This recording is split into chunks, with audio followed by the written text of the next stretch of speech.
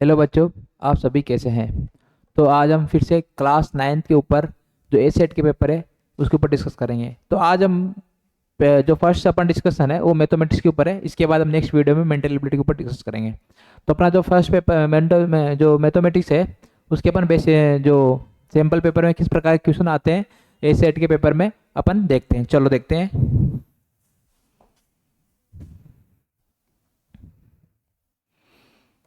चलो, if x की power minus sorry 4 की power minus x equal to 16, then x x क्या होगा, अपने पास एक्स की वैल्यू क्या होगी। तो अपने पास कंडीशन इस प्रकार से है कि 4 माइनस एक्स इक्वल टू 16। तो इसको मैं किस प्रकार रिटर्न कर सकता हूँ। चलो देखते हैं। तो अपने पास जो कंडीशन इस प्रकार से होगी, इसको क्या लिखता हूँ 4 माइनस एक्स इक्वल टू, इसको क्या लिख सकता हूँ 4 की पावर 2। तो अपने पास जो कंडीशन होगी क्या हो चुकी है, माइनस एक्स इक्वल टू 2। तो एक्स की पावर क्या मिल जाएगी, -2। क्या मिल जाएगी, एक्स की वैल्यू क्या है अपने पास -2 आ जाएगी। किस ऑप्शन में एक्स की पावर -2 है, सेकंड ऑप्शन में एक्स की पावर क्या है -2 है। ठीक है, अब चलते हैं नेक्स्ट क्वेश्चन की ओर। Cube root of 343 multiply cube root of -64। अगर मैं बात करूं cube root of 343 multiply cube root of 64 -64। तो अगर यहाँ से 343 क्यूब रूट किसका होता है, 7 का क्यूब रूट होता है। किसका होता है, 7 का क्यूब रूट होता है। मल्टीप्लाई -64। अब आपको पता है कि नेगेटिव का क्यूब रूट हमेशा क्या होता है, नेगेटिव होता है। तो ये तो कंडीशन फिक्स है कि नेगेटिव नंबर मिलेगा। अब किसका मिलेगा, 64 किसका क्यूब रूट होता है, 64 4 का क्यूब रूट होता है। किसका होता है, 4 का क्यूब रूट होता है। मल्टीप्लाई करूँ तो कितना मिलेगा, -28। कितना मिलेगा, -28 अपने पास मिलेगा। किस ऑप्शन में -28 है, सेकंड ऑप्शन में -28 है। चलते हैं। The dimension of photograph are 30 centimetre multiply 20 centimetre. Find the length of the wooden frame need the frame of photograph. अब अपन को आप सोचो कि सर इसका स्क्वायर फाइंड करना है कि एरिया फाइंड मतलब पैरामीटर फाइंड करना है। तो देखो अपने पास जो ऑप्शन है वो स्क्वायर की फॉर्म में, मतलब सेंटीमीटर स्क्वायर ऐसा नहीं है कि एरिया की फॉर्म में है। तो अपन को इसका पैरामीटर फाइंड करना पड़ेगा। क्या फाइंड करना पड़ेगा, पैरामीटर।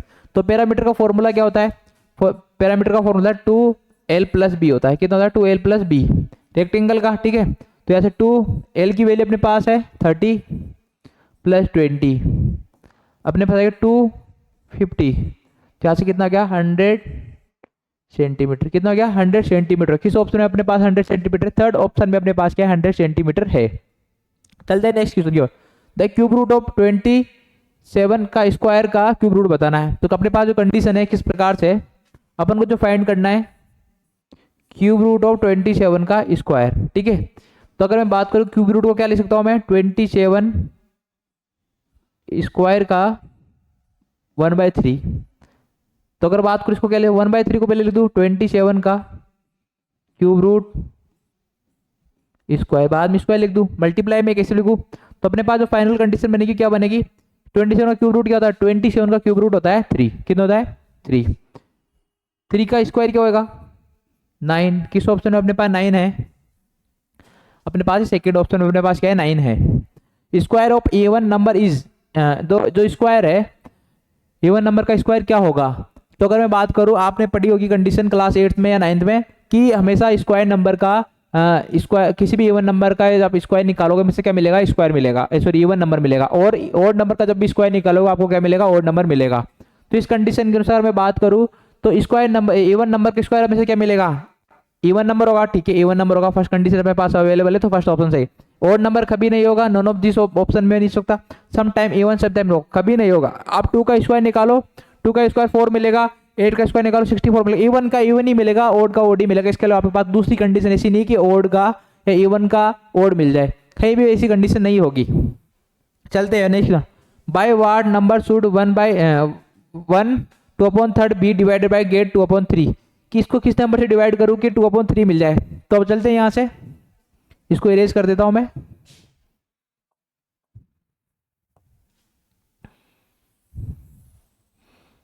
ठीक है, बात करूं इसकी तो देखो मैं बात करता हूं 1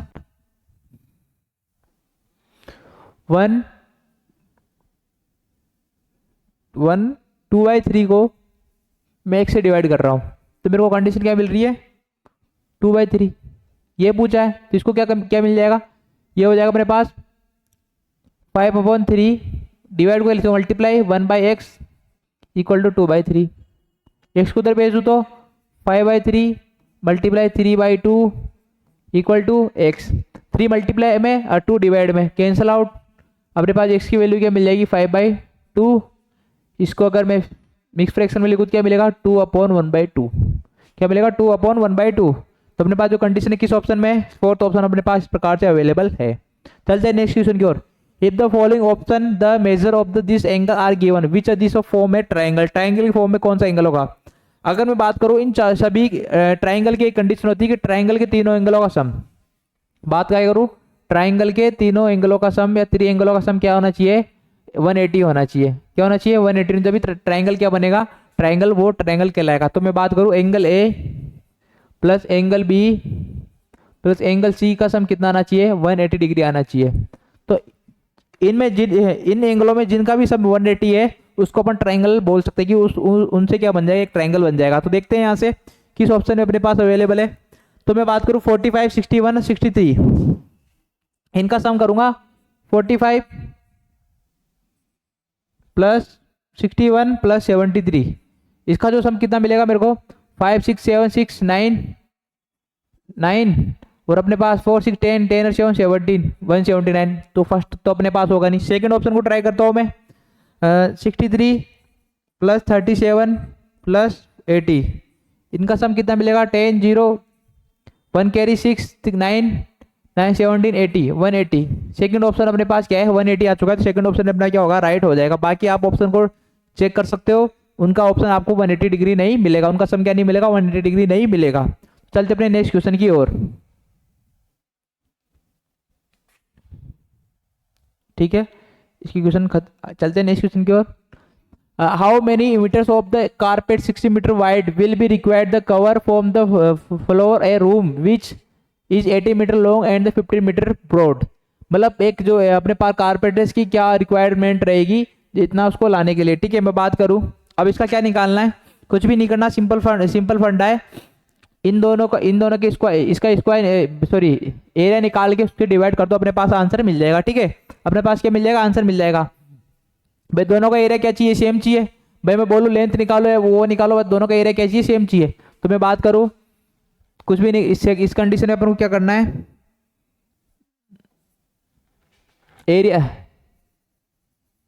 एरिया ऑफ रूम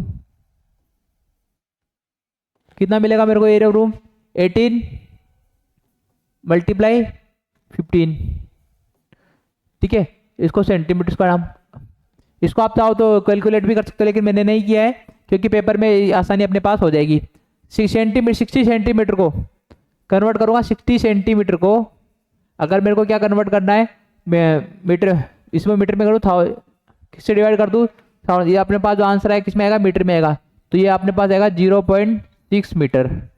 ठीक है, तो रिक्वायर्ड कारपेट कितना हो जाएगा, कितना हो जाएगा 18 मल्टीप्लाई 15 अपॉन 0.6। इसको कैंसिल आउट करो तो 10 पॉइंट हटेगा तो ऊपर 10 आ जाएगा। 6 से कितना 3 बार 4, 550 मीटर कितना आएगा 450 मीटर। किस ऑप्शन है अपने पास, फोर्थ ऑप्शन अपने पास अवेलेबल है। The given rational number are, अपने पास रेशनल नंबर की the sum of greatest and smallest rational number का अपन को क्या बताना है सम बताना है। तो स्मॉलेस्ट नंबर इसमें कौन सा होगा, सबसे पहले नेगेटिव दो अपन को क्या बोले दो नेगेटिव नंबर मिल रहे हैं। क्या मिल रहे हैं, दो नेगेटिव नंबर अपने पास अवेलेबल है। दो नेगेटिव नंबर है तो अपन बोल सकते हैं कि सबसे छोटे दो नेगेटिव नंबरों में से एक होगा।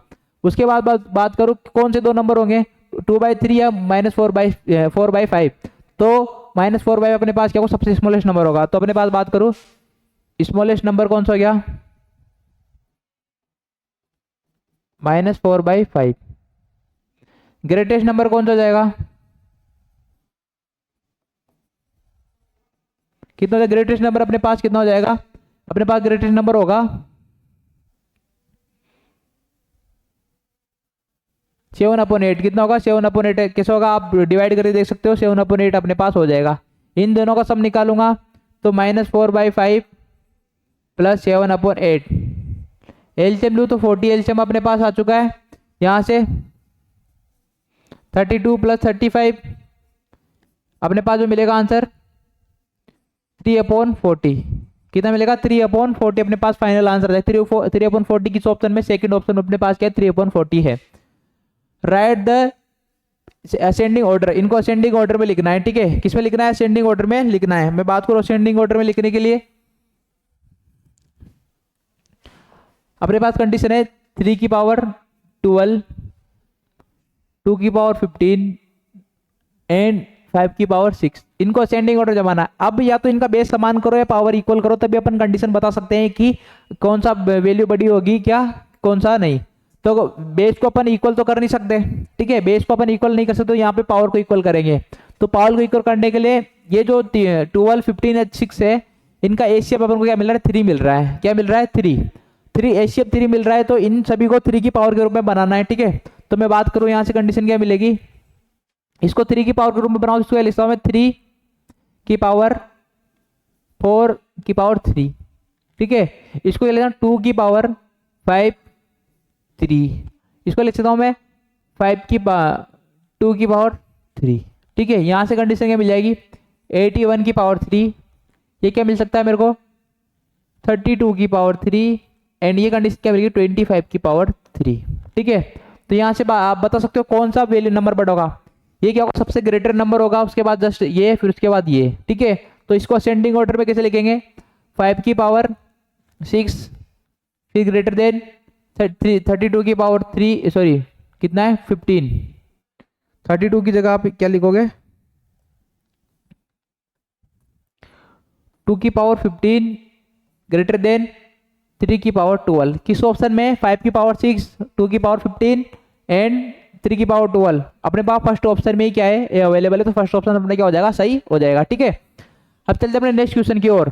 Find the value, find the y is the following figure. Y क्या होगा इस ऑप्शन में? इस फिगर में वाई की वैल्यू क्या होगी? मैं बात करूं कि किसी भी पॉलीगन में जो एक्सट्रीम एंगलों का सम होता है कितना होता है? 360 होता है, ठीक है। एक्सट्रीम एंगलों का सम कितना होगा? 360 होगा। तो अपने पास एक्सट्रीम एंगल, सारे एक्सट्रीम एंगल एक्स की फॉर्म में, तो यहाँ से कंडीशन क्या होगी?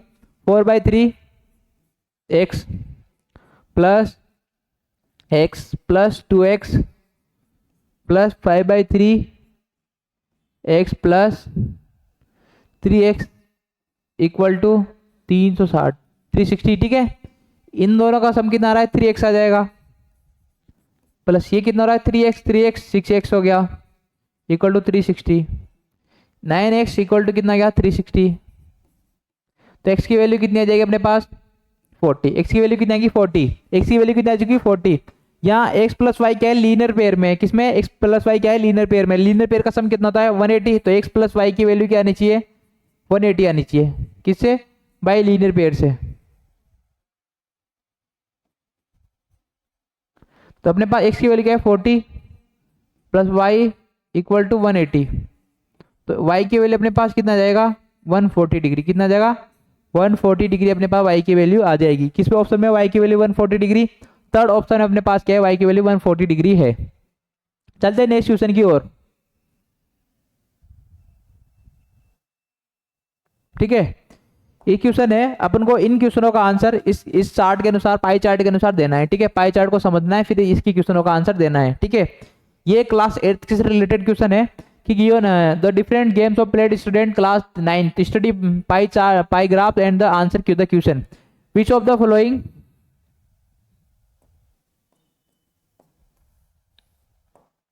विच games is play by the list number of student. मतलब कौन सा गेम सबसे कम स्टूडेंट द्वारा खेला गया है, अपन को बताना है। तो मैं बात करूं, जो सबसे कम परसेंट वाले जो जितना कम परसेंट होगा बच्चों द्वारा उतना ही कम खेला गया गेम है। तो यहाँ पे सबसे 90 ये तो 90 दोनों इक्वल है।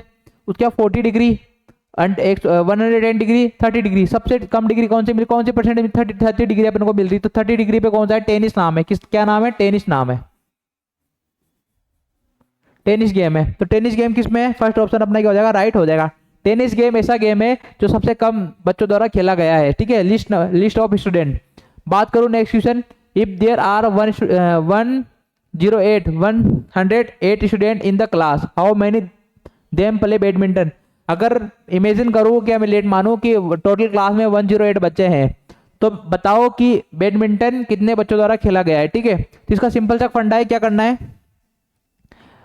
ऊपर में जितना इसकी डिग्री डिग्री कितनी गिवन है अपने पास बैडमिंटन की 90 डिग्री गिवन है, कितनी 90 डिग्री गिवन, तो 90 डिग्री लिखेंगे अपॉन टोटल डिग्री 360 मल्टीप्लाई भाई एक सर्कल में कितना डिग्री का एंगल बनता है 360 बनता है इसके चारों तरफ, उसके मल्टीप्लाई कर दूंगा टोटल स्टूडेंट कितने 108, 9 से 0 कैंसिल आउट, 9 से 4 बार, 4 से कितनी बार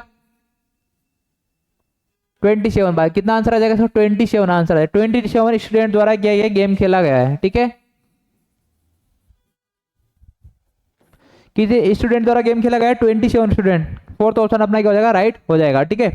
चलते हैं नेक्स्ट क्वेश्चन की ओर। सेम क्वेश्चन उसी की तरह है, high quadrilateral having one pair opposite side parallel and the opposite side of the non parallel are called trapezium if the non parallel side, अगर मैं बात करूं इस प्रकार से एक ट्रेपेजियम है इस प्रकार से,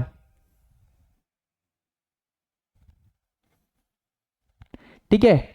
अब बताना चाहता है ट्रेपेजियम फर्स्ट में अगर बात करें trapezium A B C D इस प्रकार से ए बी सी डी, ये बताना चाहता है कि A B C D, A B और पैरेलल सी डी ये दोनों साइड पे पैरेलल है, तो अपन को बताना कि कौन सी कंडीशन सेटिस्फाई होगी। एंगल ए एंगल डी का सम क्या होना चाहिए 90 डिग्री, कभी भी आपने पढ़ा होगा कि एंगल ए एंगल डी का सम कभी भी 90 डिग्री नहीं होगा।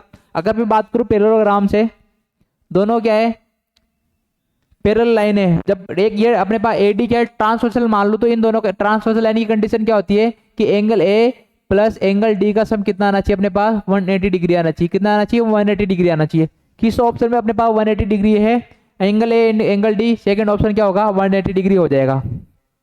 In the isosceles trapezium, isosceles trapezium का मतलब क्या होता है कि कोई ट्रेपेजियम इस प्रकार से है, नाम क्या है पी क्यू आर एस, ठीक है। अगर बात करो ये दोनों तो पैरेलल होगी, ये दोनों कंडीशन पैरेलल है, और बात करो ये दोनों भी कंडीशन क्या होगी इक्वल हो। अगर मैं बात करूँ एस पी और आर क्यू भी क्या हो इक्वल होगी, तो ये क्या होगा आइसोसेलेस ट्रेपेजियम हो जाएगा। तो इसकी कंडीशन क्या होती है, इसकी कंडीशन होती है एंगल पी और angle Q equal, angle S angle R equal होगा, क्या होगा angle P equal to angle Q and angle S equal to angle R होगा, दोनों एंगल क्या होते हैं इक्वल होते हैं। तो और इसके बाद एंगल पी एंगल एस क्या होगा 180 degree, angle P angle S ये तो दोनों कंडीशन सेटिस्फाई है उसमें होगी, तो इस पे तो कंफर्म है कि दोनों एंगलों का सम कितना होगा 180 डिग्री, तो फर्स्ट ऑप्शन सही। Same angle Q angle R same, इधर भी ट्रांसफर लाइन, तो ये दोनों कंडीशन सही है। बात करो आगे पी एस क्यू आर क्या होगी इक्वल होगी P R Q S, same उसी को उल्टा बोला गया है पी आर और क्यू एस क्या होगा P R and Q S, ठीक है P R and Q S. तो डायगोनल है, डायगोनल भी क्या होंगे इसके इक्वल होंगे, क्या होंगे डायगोनल भी क्या होंगे इसके इक्वल होंगे, ठीक है। डायगोनल भी क्या होते हैं फिर इसके इक्वल हो जाते हैं। एंगल पे angle Q angle R angle S भी क्या होंगे, यहाँ पर जो भी बताया मैंने ये एंगल भी क्या होंगे इक्वल होंगे, ठीक है। और ऑल ऑफ दिस अपने पास जब चारों कंडीशन क्या इक्वल है, तो फोर्थ ऑप्शन भी क्या होगा इक्वल हो जाएगा, मतलब ऑल ऑफ दिस अबव सारी कंडीशन क्या होगी सेटिस्फाई करेगी इस आइसोसेलेस ट्रेपेजियम के अंदर, तो अपना जो फोर्थ ऑप्शन क्या होगा राइट हो जाएगा। तो अपने आज जो मैथमेटिक्स की सैंपल पेपर के क्वेश्चन थे वो अपने सारे कंप्लीट कर लिए हैं।